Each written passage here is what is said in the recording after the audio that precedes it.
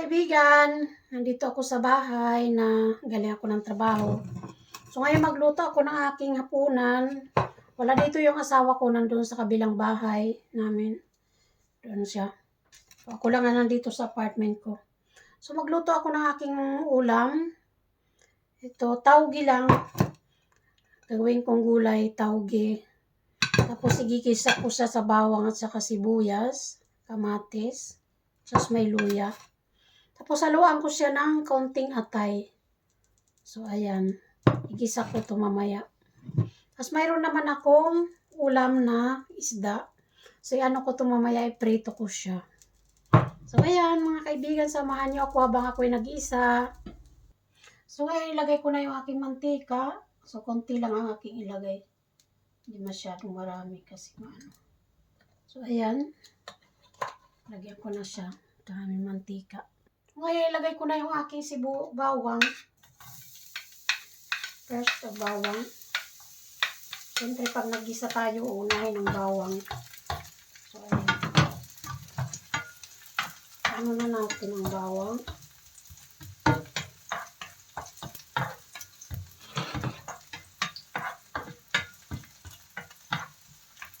Tapos ang ating luya. Sabay natin. Sabay natin. Binili ko to kahapon na ating gulay sa Asya tindahan. Saka yung atay naman, pinakuluan ko na yan. Nilagay ko lang sa freezer. Ganyan ang buhay dito sa abroad, mga kaibigan. Sana huwag kayong magsasawa ng sumahan ako at suportahan. Palagi po ako nag-iisa. Minsan pag maganda nga ngayon dito kasi pa-summer na siya. So pag winter, medyo na-depress ako. Ako lang mag-isa. Pero sinalakasan ko na lang ang loob ko. Kasi wala akong magagawa. Ako lang mag-isa dito. Nagdadasal na lang ako. Yun ang buhay sa abroad. Kaya iniisip ko kasi na kung hinahina ako ng loob ng aking mga anak. Maasa sila sa akin. Yan, ilagay ko na yung aking kamatis. Sana huwag kayo magsawa ng suportahan ako. Pasensya na po kayo kasi ako po yung hindi po ako mahilig mag-ayos. Hindi po ako mahilig magpaano ng magandang damit. Ayan ang kamatis ko. Yan na. So, ilagay ko na yung aking gulay. Kasi yung aking atay, ano na yan siya, luto na. Diba, ilagay na lang siya dito. Ilagay dito sa aking So, ilagay ko na lang to. So, ayan mga kaibigan. Haluin lang natin. Konti lang yung tubig na yung ilagay ko. Kasi ano na to siya ba? So, wala akong ibang makain. So, sana magtinapay. Kaya lang, sarap din ng may gulay. So, ayun. Lagyan ko muna siya ng asin mga kaibigan. Konting asin. So, ayan. Tapos ito naman yung aming pampalasa. Gastromat. Ganito ang aming pinakabitsin dito. Pero hindi siya matapang. Kasi mga panakot siya na dinurog ba. Ano lang. So ayan mga kaibigan. Tayo lang natin medyo maluto. Luto na. Hindi lang namin to inaano ng ano. Hindi lang pwede lagain kasi sa lalata. Wala akong exhaust kay maingay. Kaya ako naglagay ng exhaust kay maingay. So ayan. Lagyan ko pa siguro ng konting tubig. Kaya lagyan ko pa siyang ng konting tubig para may sabaw-sabaw naman ako. So, ayan. Tapos mag-add ako ng konting soya sauce para may lasa. Magkaroon ng kulay. So, ayan. Ganyan lang karami. Kadami yata. So, ayan. So, ayan mga kaibigan, tikman na natin ang ating luto. Ayan.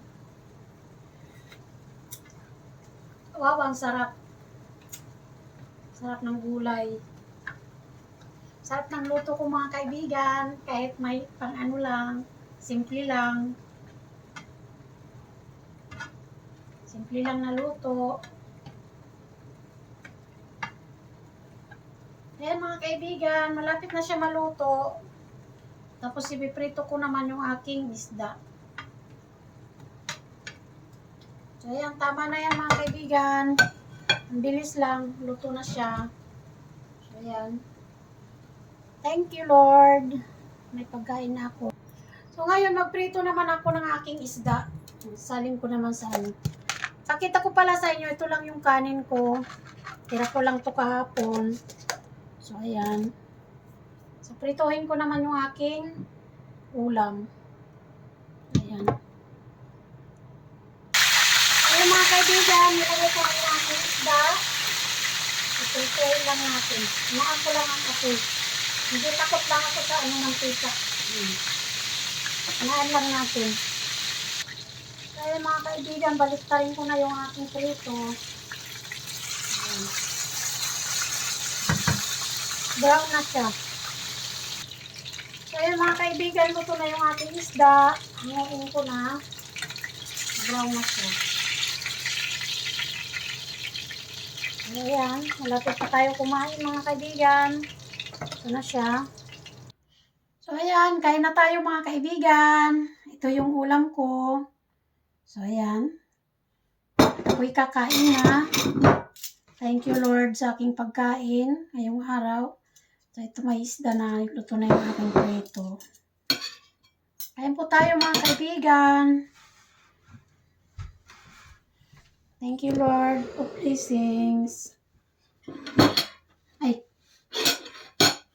Wala man yun. Kain po tayo. Ito lang yung kanin ko. Hindi ako mukbang ngayon. Ganito ang buhay natin. OFW. Ang kakarelate ito.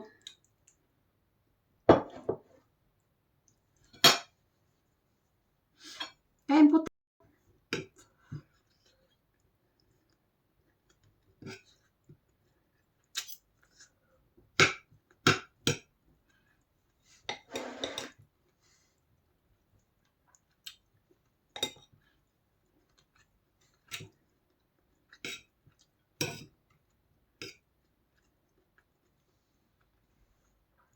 Kain po tayo mga kaibigan.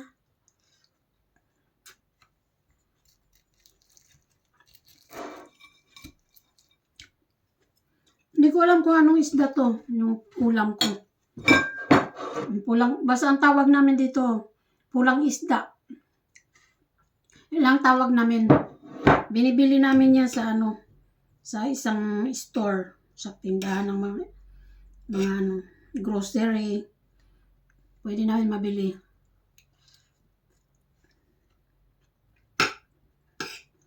Isang karton. Kaya lang medyo mahal. Minsan naghahati kami ng mga kaibigan namin. Yan ang ano namin. Kasi medyo mahal.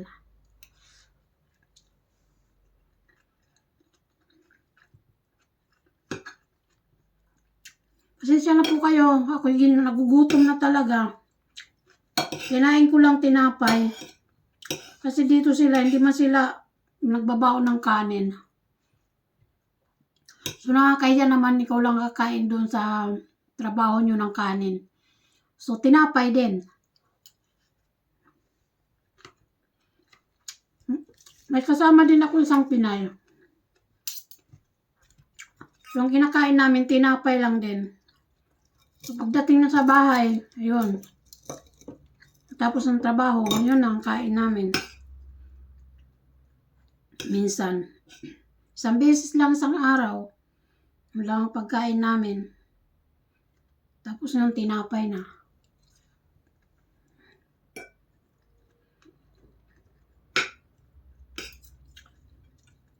Kaya nakakagutom talaga.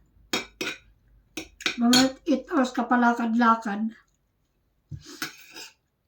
Trabaho. Tapos, pagkain mo tinapay lang.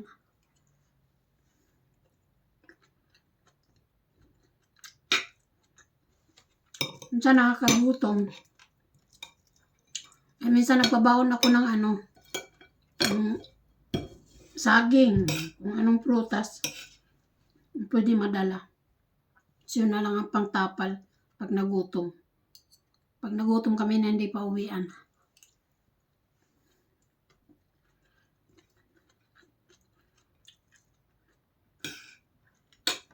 Maraming salamat po sa aking mga subscriber at sa aking mga viewers. Please subscribe po sa aking YouTube channel and like and share. Sana wag kayo magsawa sumuporta sa aking YouTube channel. Ito po ay aking charity vlog. Kung sakali makauwi na ako ng Pinas, doon ako magagawa ng mga vlog, yung mga kagayang sa amin, may hirap. Yun ang plano ko. Sana wag po kayo magsawang sumuporta sa akin. Thank you po for watching. Bye-bye.